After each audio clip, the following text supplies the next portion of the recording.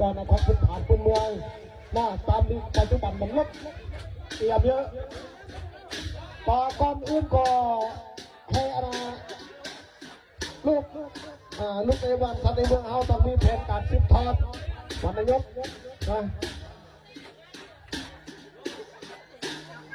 ขอตัวนี่คือเจ้าของที่ท่อมันมองเฮาเนาะตัวเนี่ยพื้นฐานเด็กของผู้ปกครองนี่ทำขึ้นเมื่อนี่เปิดบุญได้เงินที่อร่อยโกเลยแห่เลยรุ่มกระบูที่เปิดบุญติดเงิน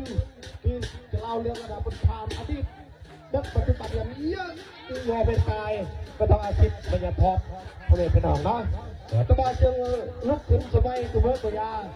ตัวเมื่ออนาสัมปทานธรรมรัตน์ในตามตัวยาแต่ว่าครับเรามีการพื้นฐานศึกษาอ้วนมีการศึกษามีพลเมืองศึกษาที่ว่าดีมีคุณภาพดีมีสิทธิบัตรดีและกำบวนที่ว่าดีจริงแข็งยิ่งกลายเป็นตกผ่านปอดจะดีบานบัตรการการสังคมและกระเวียดลำต้านในชุดร้อนบทเต็มกระเวียดลำต้านออกมาไม่ต้องไปคุยพอบอกแค่ถึงรับ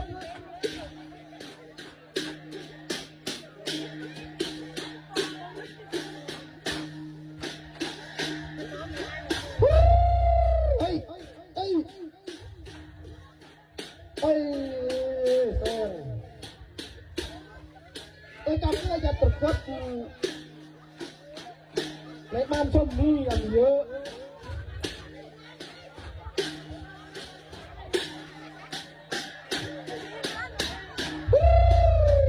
เฮ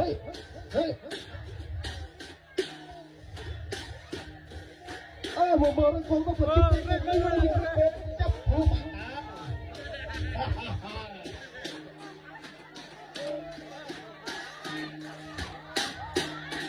เมื่อกับอาเป็นปลาชิเต้ชิปีรุ่ยโกกแล้วมันชิเต้เนี่ยมันจับปุ่นประกอบจับ